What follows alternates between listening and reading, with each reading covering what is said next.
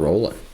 All sorts of juicy comments to get to today on Monday morning's mailbag on a Tuesday afternoon. Welcome, everybody, to the walk-off. I'm Scott Belford, joined as always by the best co-host in the biz, Adam Mack. We have all sorts of questions and comments from you, and we do this every single Tuesday on the mailbag.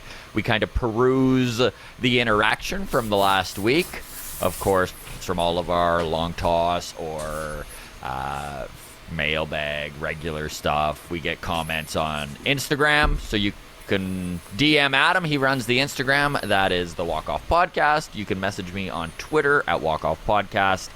And, of course, we comb through the Discord, which has become a bit of an animal of itself. We're over 150 members now of rabid Blue Jays fans, and it is a self-contained system, I think is safe to say. Right, Adam? Yeah, we don't do much. Well, we're in there. We don't have to babysit it. We just participate now. Yeah, it is self-sufficient, which is nice. You can join that for free. The link is in the show notes.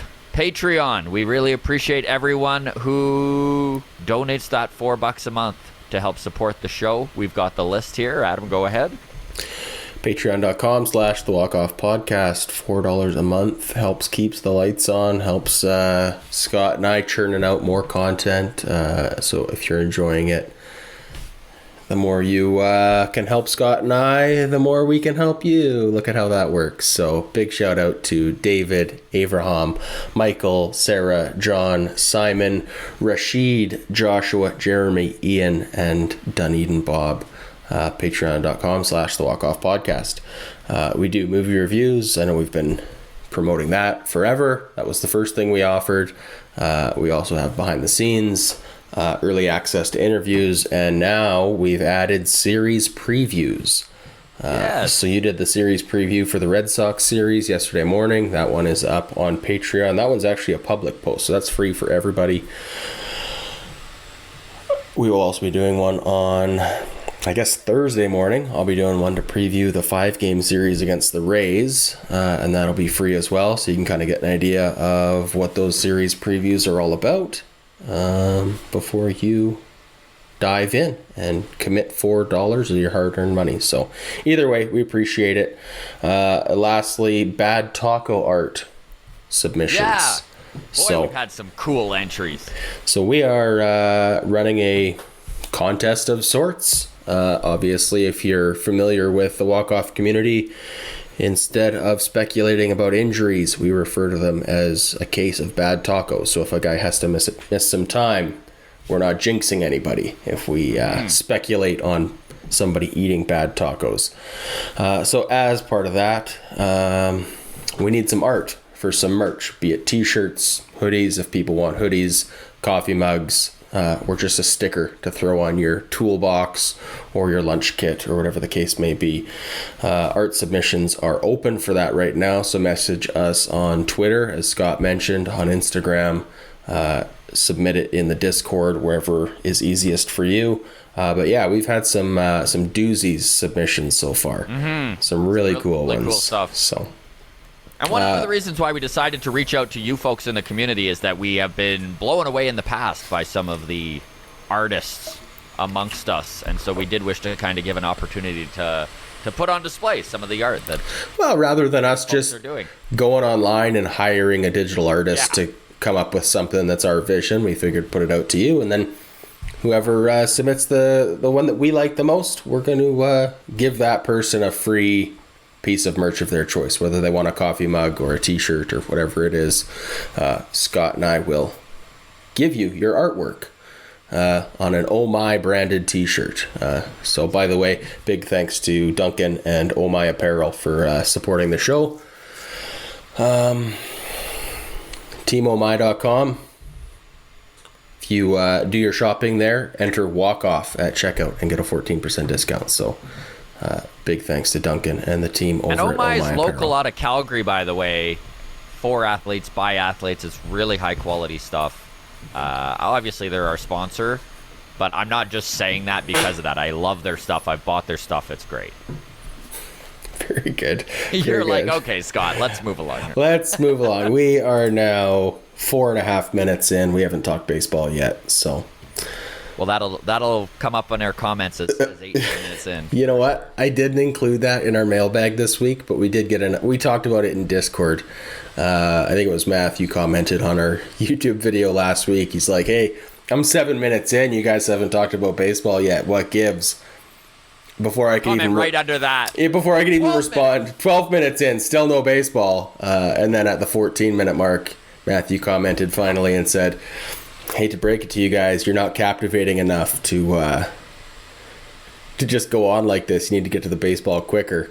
But hey, we appreciate. In Discord was hilarious. Oh, man. It's like that we put that comment up, and so many people were like, "Wait, this is a baseball podcast?" I thought it was a beard growth support network. Yeah. So kudos to Matthew for that comment, helping the algorithm, and for sticking it out for 15 minutes. Yes. I'm sure they were sorely disappointed once the baseball talk did begin. They were probably like, go back to the other stuff. It was better. All right. We had a clip from last week's episode where we talked about expanded playoffs. Our expanded playoffs creating parity in the league. I put up parody, Parody, which is like the Weird Al Yankovic version of parody. And Liam was kind enough to correct us. Parody is spelled Parity. So for that kind of parody, I don't know if that was an autocorrect or if I'm just an idiot or what, but yeah, we left it up. I thought about going up and changing it, but I thought, you know what? Nobody's perfect, certainly not me, so we'll just leave parody up in perpetuity.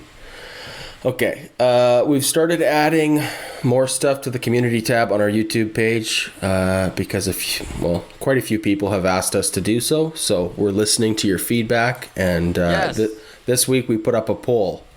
What should the Toronto Blue Jays prioritize via trade in 2022? And now I've lost the tab. The options were 1 starting pitcher, 2 bullpen arms, 1 lefty power bat, or nothing drastic, don't panic. We got 119 votes on that, so we appreciate all of the participation in that poll. We'll put another one up this week. 43% came in, we want 2 bullpen arms. That was our leading vote getter. The next close second was 1 starting pitcher. And then in third place was a tie. 8% for 1 lefty bat, and 8% said nothing drastic, don't panic. 92% of people were like, yes, please, panic. Yes, please panic. I am panicking. The boat is on fire, and it's sinking. The water will put out the fire, but the boat will be underwater. So some comments on this. We'll touch on the pitching in a few more comments down the road, but Tragically Leaf says bullpen arms are a must. I like our 3 starters for playoffs. A nice lefty bat is the easiest to get, in my opinion. Thank you for that one. Ryan added, we need a minimum of 2 bullpen arms and another starter if we really want to compete this season, but we'll probably only get 2 bullpen arms. So a little bit of pessimism there from Ryan. And then Georgie Porgy Puddin' and Pie, this is by far the most depressing comment, says we need 3 starting pitchers, a lefty power bat, a lefty closer, and 2 long relief arms. Jays have a lot of term and coin tied up in 2 dud pitchers and a guy that will never pitch in Toronto again. Just a real ray of sunshine, Georgie Porgy is this Tuesday afternoon. You know what? As I'm reading this now, I was thinking the 2 dud pitchers was Ryu and Kikuchi. But, no, he needs Barrios and Kikuchi, yeah. I think, is that, yeah, because Ryu would be the guy who will never pitch in Toronto again. So, yeah, some bleak outlook there. But from Twitter, this ties in, Blue Jays are bust DM'd us and said, this pitching has turned out to be terrible. Now we're stuck with Barrios and Kikuchi for years. Can Shapiro Atkins fix this? Scott? okay, like, let's hit the brakes a second here. Am I losing my mind? Like, I can't even understand.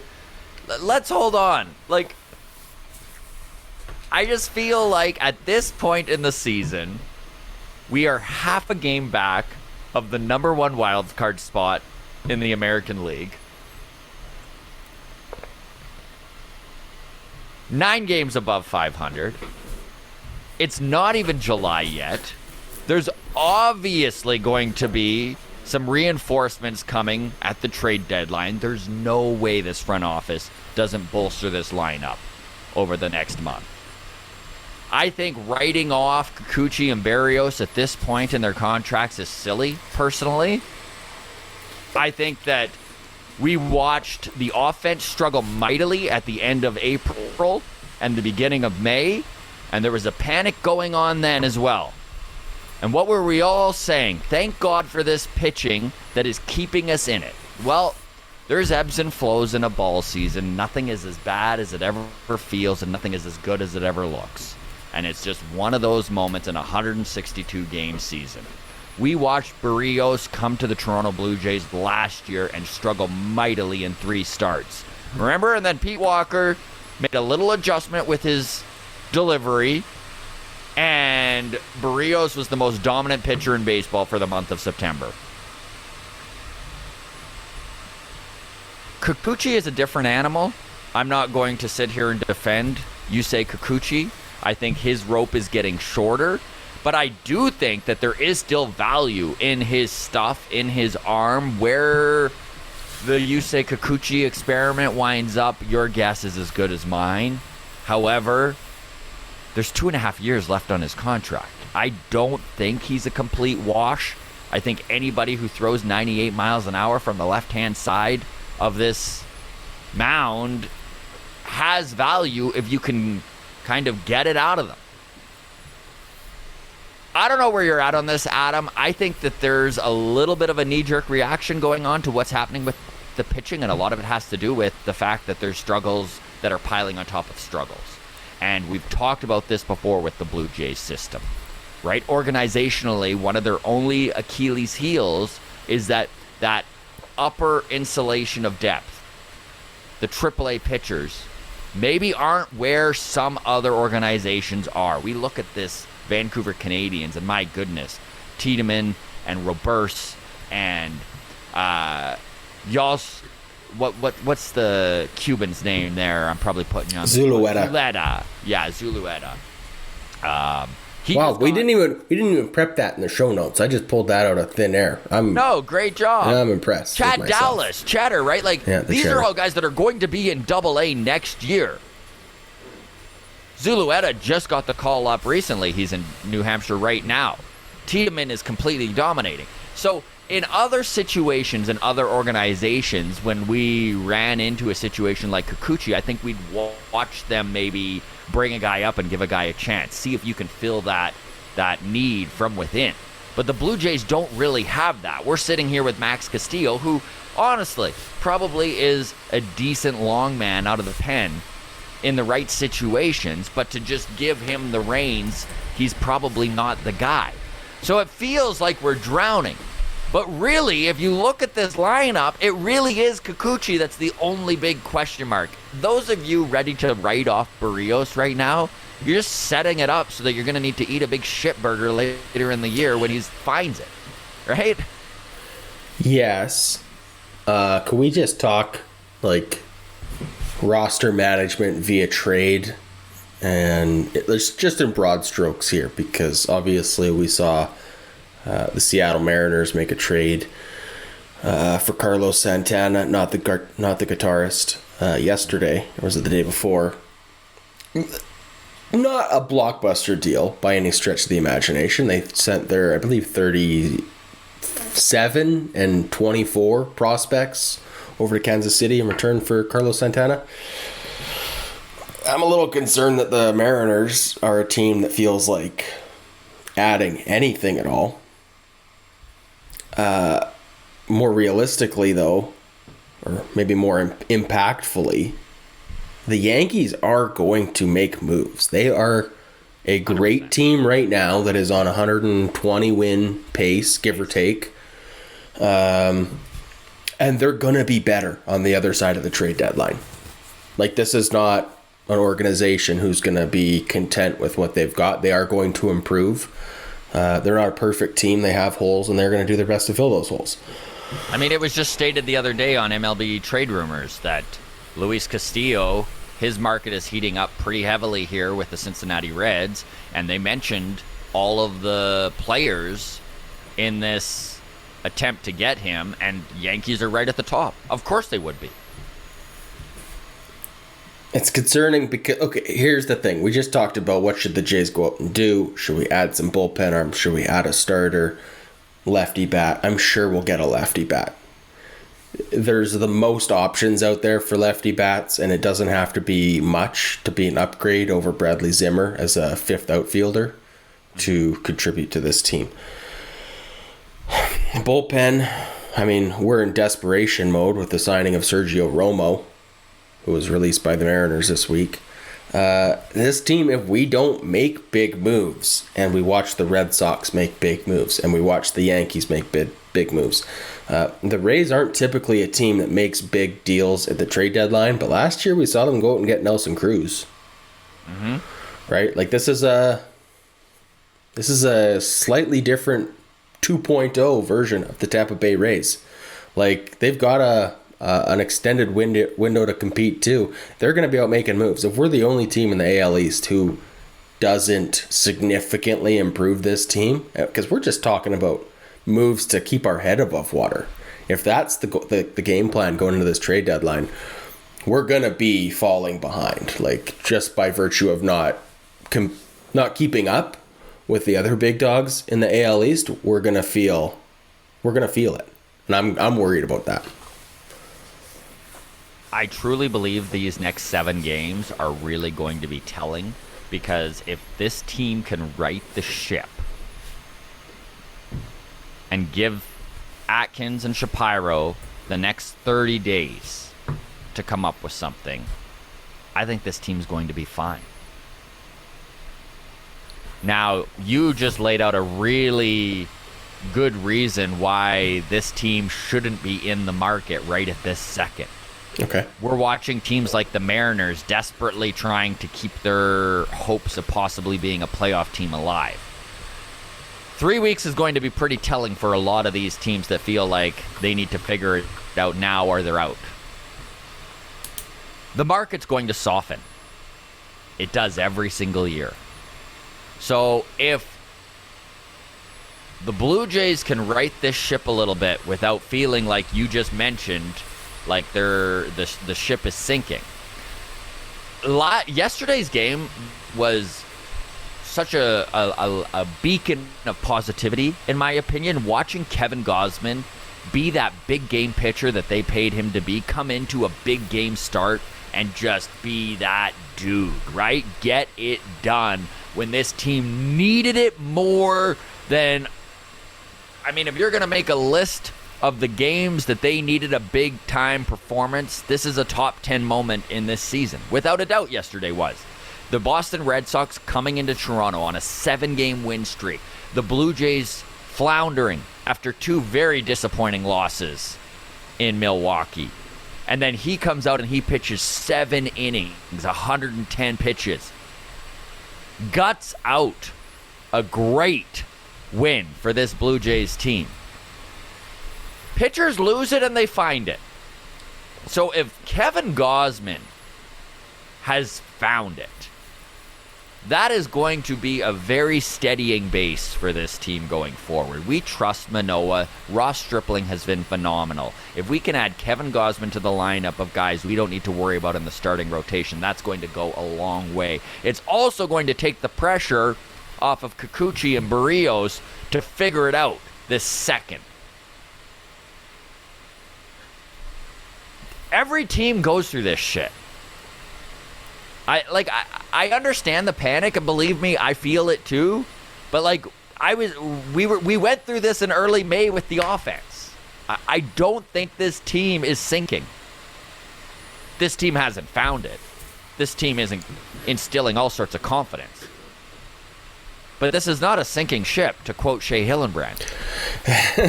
Friend of the show, Shea Hillenbrand. Great interview with him, by the way, Yes. deep in the archives. It was definitely not a sinking ship. But I do think we need reinforcements. And I think we'd be naive to think they are coming, and I think you're right. If we can avoid hitting the panic button, the longer we can avoid hitting the panic button, the better off we're going to be. Another 2 tough matchups against the Red Sox today and tomorrow, and then we got 5 against the Rays. 5 games against the Rays in 4 days, including a doubleheader on Saturday. The last half of that series is going to be ugly because it's Kikuchi, Barrios, Gausman to start, and then it's I guess bullpen day for the second game of that doubleheader, and then Stripling. So the Stripling start, we're going to be asking a lot out of Stripling in the 5th game of that series, with the bullpen being depleted in game 2 on Saturday. That's going to be rough, but we need the offense, buddy. But beyond that, going into the All-Star break, do you know what our schedule looks like off the top of your head? Pretty soft. Oakland, Seattle. Oakland for 3, Seattle for 4, the Phillies for 2, and the Kansas City Royals for 4. Give it to me. Give it all to me. Yeah, so if we can just hold off on panicking until July 4th. Think about what a big win that was yesterday, man. Especially going into game 2 today with Stripling on the mound, and then Manoah Day tomorrow. If we can take 2 of 3 against the Red Sox, that really relieves some pressure going into this series against the Rays. I don't wish to jump off the deep end, but this is a Boston Red Sox team we could sweep. We could. This is a sweepable series. I mean, not easy, but with Stripling and Manoah going, it was just our best. The schedule lined up perfectly for us this week. And Boston is as hot as it gets right now. I think there's something 19-4 in their last 23 games. So to have them come to town, Red Sox team that came in, they were winning. They were at 7 wins in a row coming into Toronto, a 7-2 victory where Gausman just shuts them down. If you don't think that doesn't fire the boys up, yeah, big time. Come on, right? Big time, Scott. All right, let's move on from there. Yeah, let's move on. Yeah, Shall we we? got a lot of comments. So thank you, by the way, for those comments. Honestly, Jenna Banana, I think it was that brought it. No, this one's Jenna's up next. That was from Blue Jays or Bust. But yeah, we think Shatkins can fix this pitching situation. This is where they're going to earn their dollars, is in these situations, right? So it's one thing to go out and back the truck up for George Springer and to be able to manage your way through a flirty coffee to convince a big name to come to Toronto. But this is where they're going to earn their stripes. I mean, Anthopoulos made those huge trade deadline acquisitions last year for the Braves, and look at how it turned out. So maybe we could get Price out of LA. Run it back, baby. Okay. Next one comes in from Twitter. For everybody. As well, Jenna Banana says, "Hey guys, love the show. Why do you think Vladdy is slumping so much this year?" Really does feel like Vladdy's slumping, doesn't it, Scott? It does. He's not. It's funny that I remembered Jenna Banana just because she DM'd the Twitter account. And I get the feeling that he is slumping. We actually had a pretty good talk on Twitter about it. And I was just because my take was, he's not slumping. He's just not the second best player in all of baseball this year. 2022 was a magical season for that man, and it was his coming out party. He banged out 48 home runs, 120 plus RBIs. His OPS was just monstrous. He had a season to remember. But let's look at his numbers for this year, because I'm going to tell you right now, they're not bad. He's still probably a top 50 guy in Major League Baseball. Yeah, I would say arguably. I mean, the shocking stat for me is that he's still on pace for 40 home runs. Yeah. He has 18 home runs. 18 home runs through 72 games. He's on pace for, I believe, 102 RBIs. The batting average is down. I mean, you're not going to be a Triple Crown contender every year. No. But he's still going to wind up hitting 280 for the season. Yeah, I mean, look, if he gets to 40 home runs and 100 RBIs and he's hitting 280 or even he's hitting 270 right now. Mm-hmm. Even if right now is where his batting average ends up. This is still a massively successful season for Vladimir Guerrero. That's the thing, right? Is if you were to take those numbers and put him on any team, if he's not the best player on that team, he's the second best. Yep.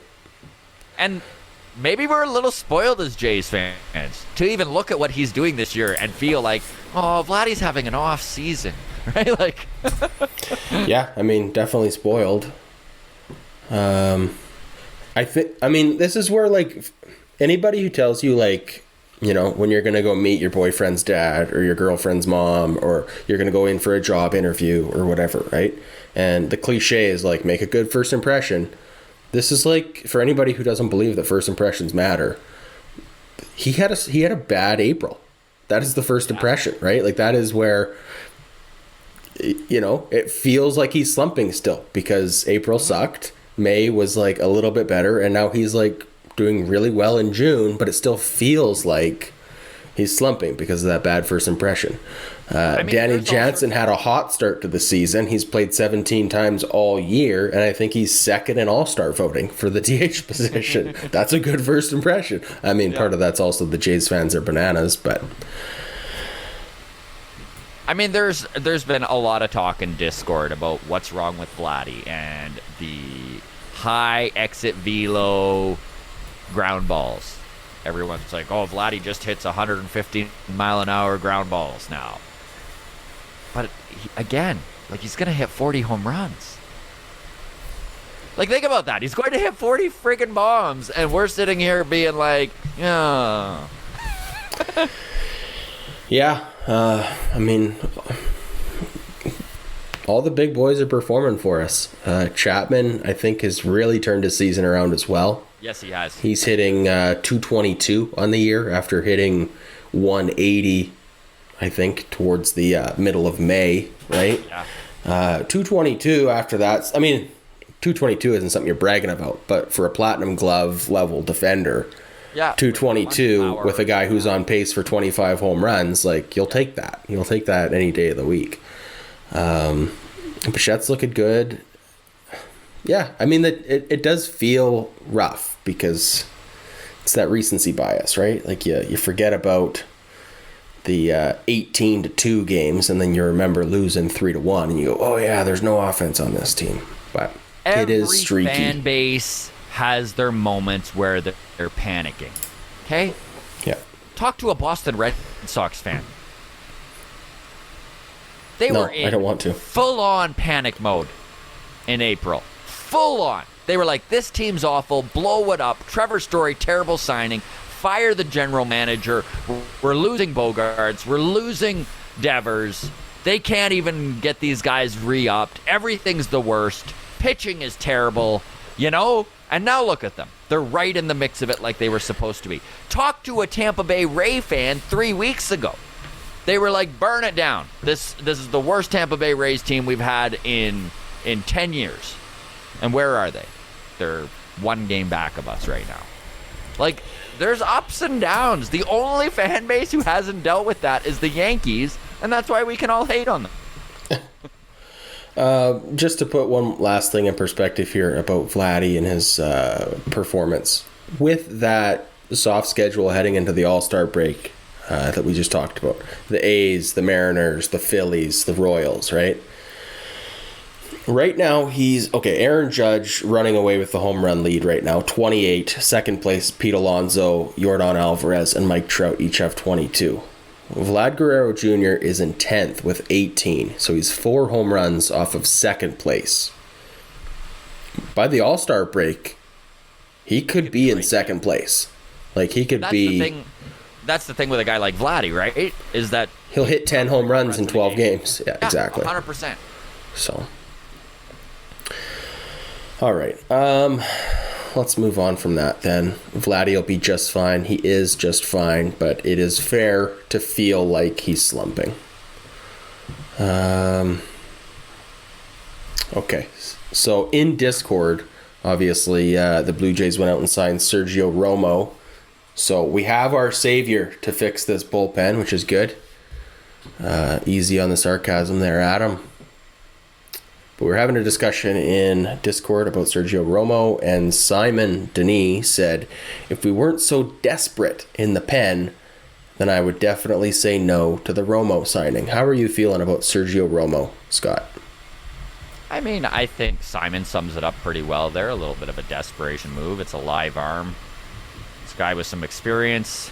It reminds me a little bit of the Joakim Soria trade last year at the deadline. You know, a guy with a ton of experience, having a bad year, hoping you can catch lightning in a bottle. They had the open spot on the 40-man roster because of sending Ryu to the 60-man or the 60-day IL.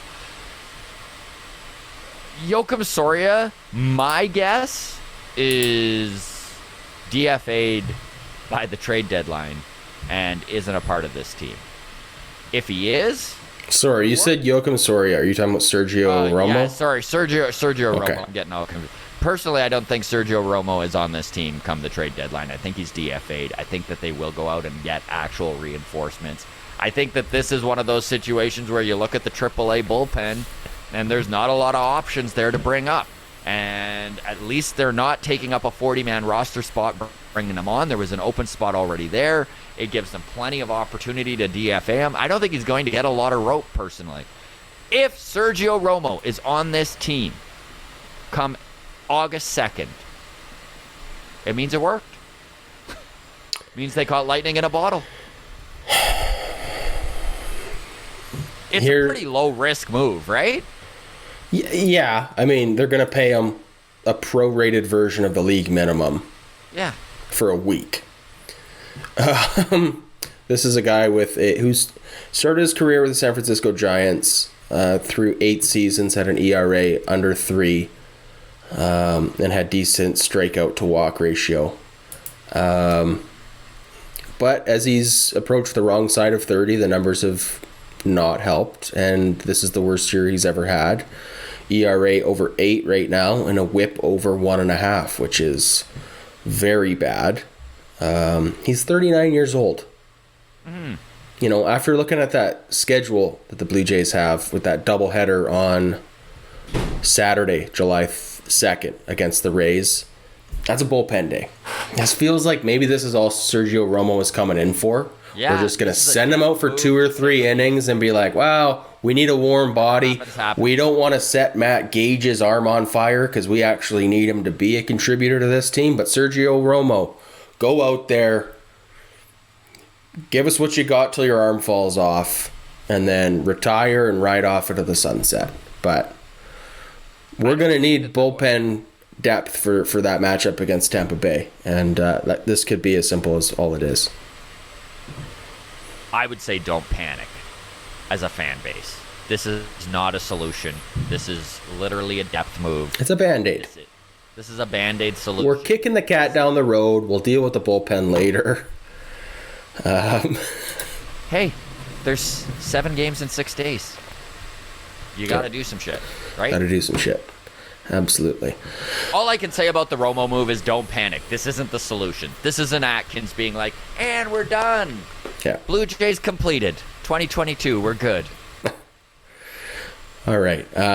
Next one comes in. Comment on our discussion about trading Alejandro Kirk. To trade or not to trade? Wobbly Pops says, why would trading this guy even be in question? He's doing so very well, it makes no sense.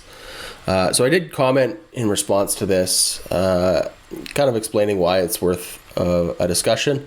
And then to Wobbly Pop's credit, their response was not argumentative. It was just like, oh, fair enough. Good point.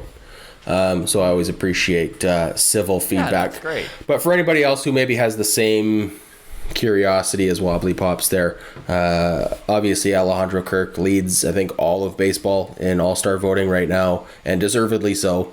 having a phenomenal season.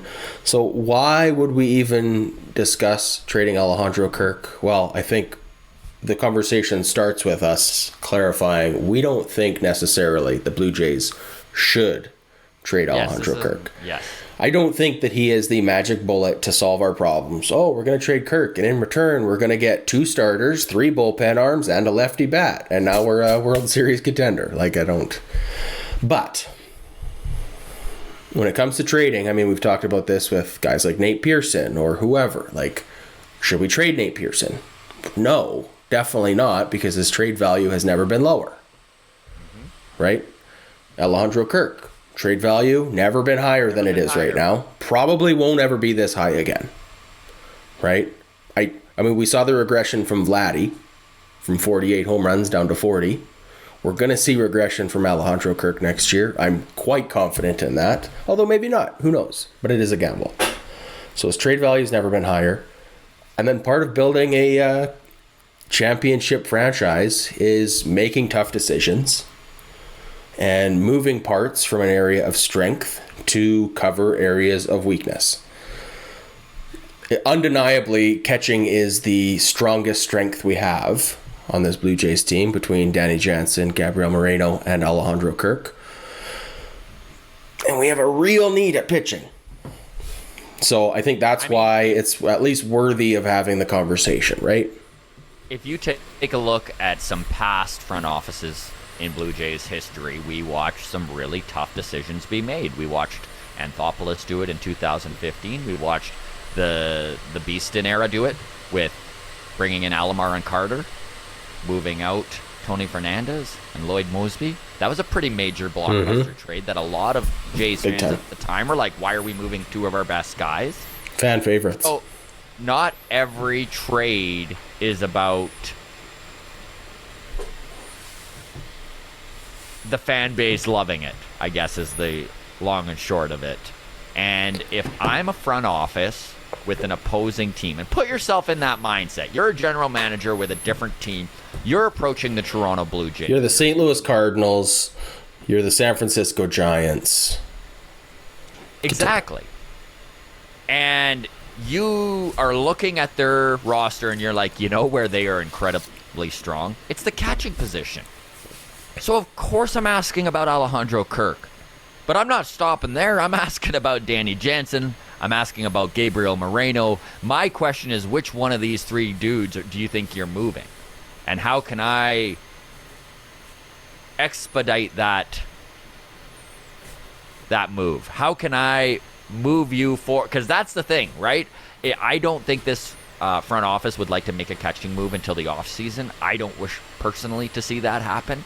However, there are lots of creative moves that can be made out there, and maybe, and I liked that you brought up the St. Louis Cardinals and the San Francisco Giants, because maybe the best trade that can be made is something like the Tampa Bay Rays would do. Remember last year when they moved Adames to Milwaukee for their 2 big bullpen arms, and both competing teams, right?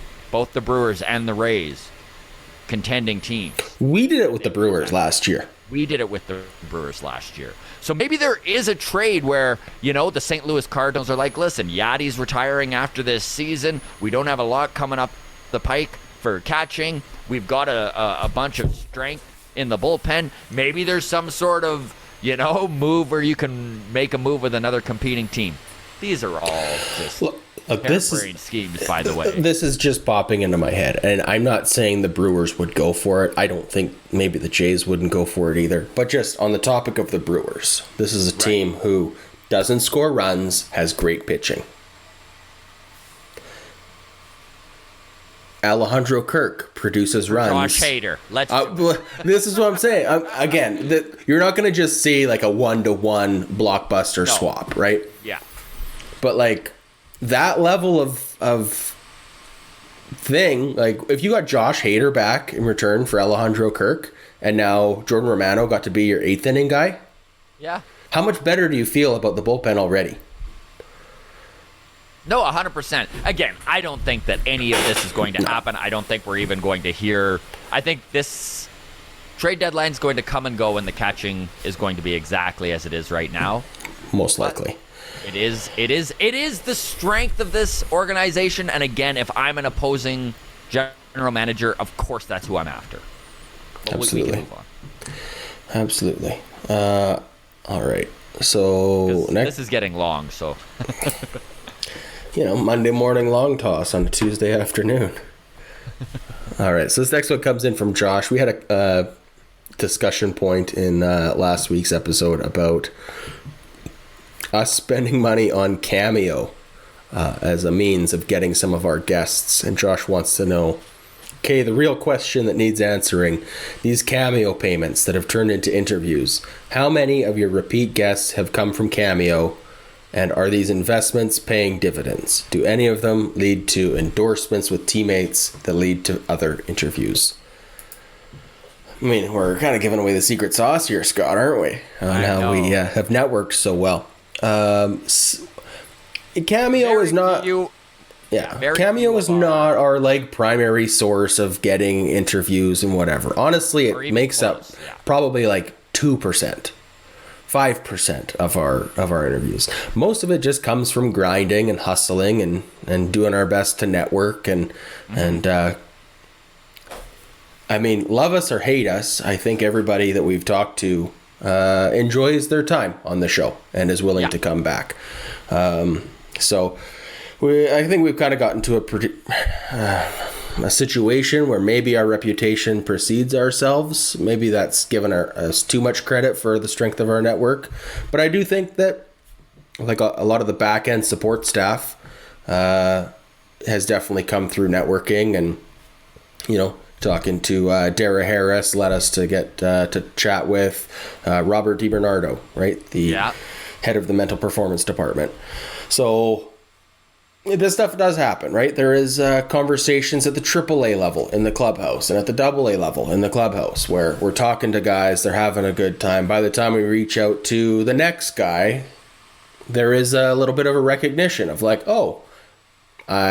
those guys. You're those guys, right? So, I mean, that is building on itself. As far as the cameos go, we've gotten maybe 2 or 3 interviews out of that. It's more of just a long shot lottery ticket. We haven't spent thousands of dollars on it. Stubby Clapp was probably the best one. How'd that work? Let's just share that story quick. So Stubby, and I love this about him too, is we reached out to him on Cameo, and Cameo used to do this thing. We haven't used Cameo as much now that they've gotten rid of you used to be able to pay $5 and send a message rather than the $50 or $100. Let's just pause this, Scott, and let's explain Cameo to anybody who doesn't know. If my dad's listening, he's like, what's Cameo?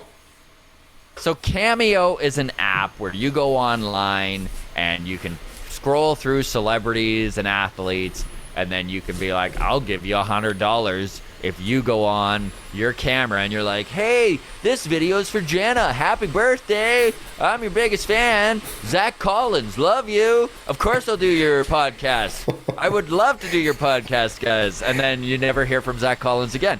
But there are guys like Stubby Clapp who will respond. So they used to do this thing where you could just pay to message. And so we messaged Stubby Clapp, and right away he was like, oh my goodness, guys, message me on Instagram so you're not paying money.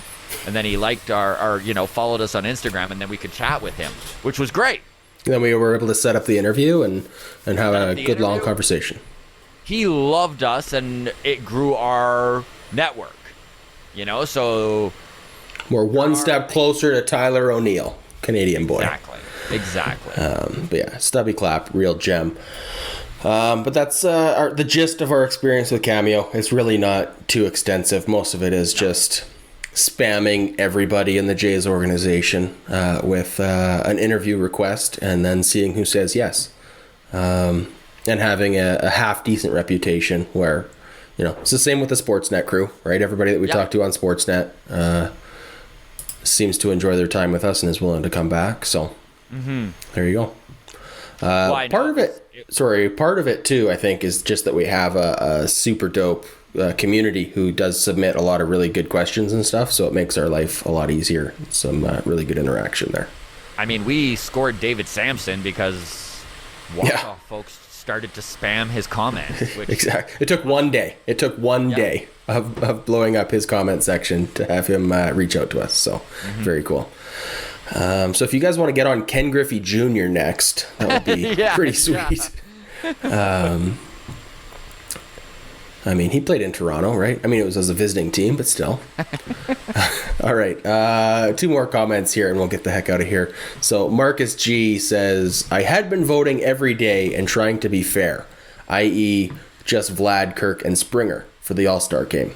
But after I heard the Yankees fans complaining, I've started putting all my votes towards an all-Jays All-Star team while flipping off the Yankees fan base in my head. So... Oh, the spite voting has been beautiful on this All-Star vote. Yes. I mean, it's great because Yankees fans just go to Twitter and complain rather than going to the All-Star ballot and voting. Oh, yeah. They'll spend 45 minutes to display their analytics as to why a certain guy doesn't deserve to be there, but God forbid they go online and vote for their dudes. But I love it. Jays fans, by the way, are single-handedly going to force MLB to change the fan voting rules. I love it so much. Danny Jansen, by the way, is in 3rd place with like 700,000 votes for DH. Danny Jansen has not been the designated hitter once in 2022 with this Blue Jays team. And I think he's only played, 17, 20 games? Something like that. Very minimal sample size. And he's 3rd in DH voting for a position he doesn't even play. Never played DH once this year. Just awesome. Hilarious. Yeah, Danny Jansen, the old power bat. Got to get him in the home run derby. All right. All right, last one comes in from Damien. So we took a clip of us discussing Shohei Ohtani last week and put it out just as the 5-10 minute clip. Shohei Ohtani did what? Hit 8 RBIs and like 2 home runs one day, and then the next day went out, pitched 8 shutout innings and 13 strikeouts or whatever the case may be. And then your point, sorry to put words in your mouth, was like, he's not getting enough credit for how spectacular of a feat this is to literally do that sort of thing, right? Like this should be headlines every week.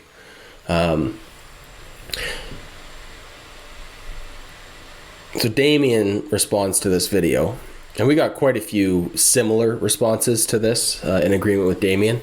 But Damien says, y'all need to have a discussion about who's leading the MVP race in the AL. I think it's Aaron Judge for me, and it's not even close. A player who allows his team to lose 14 games straight and get his manager fired, referring to Shohei Ohtani and the LA Angels, isn't worth the nod, especially when having the ability to affect the game by pitching and hitting. Damien goes on to say, it was all done against the Royals. Yes, the Royals, and it does matter. They are shit.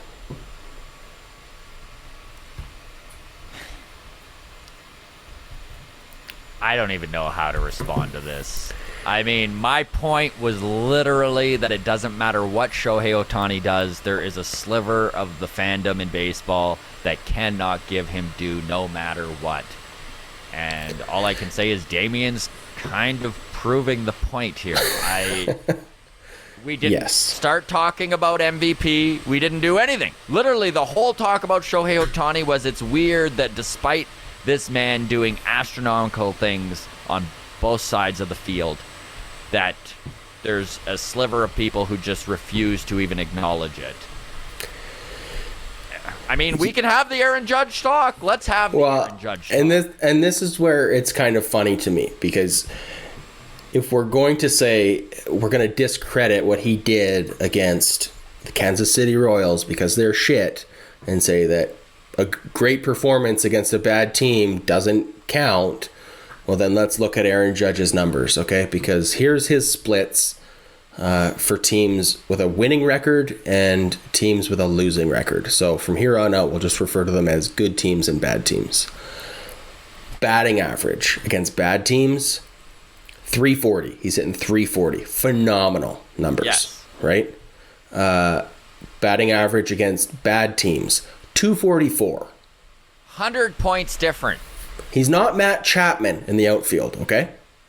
If Matt Chapman's hitting 244, you're thrilled. If Aaron Judge is hitting 244, Jen is going to tweet us and wonder why he's slumping. Home run differential against bad teams. 17 of his 28 home runs. So almost 2/3 of his home runs have come against teams with a losing record. 11 against teams with a winning record. 17-11 is the ratio. His on-base plus slugging, he's hitting .863 against teams with a winning record and 1142 against teams with a losing record. So don't get me wrong, he's still having a really good season even against good teams, right? But his numbers are inflated by having all those extra games against the Kansas City Royals. Does it matter? According to Damien, it matters. So I feel like Shohei Ohtani was the rightful MVP winner last year, despite the fact Vladdy had an out-of-this-world season. Shohei Ohtani is doing it again. And just because this time the guy who's head-to-head with him for the MVP is a Yankee, I don't think that gives Aaron Judge any more of a leg up just because it's the Yankees nation that's pushing him forward. I don't know.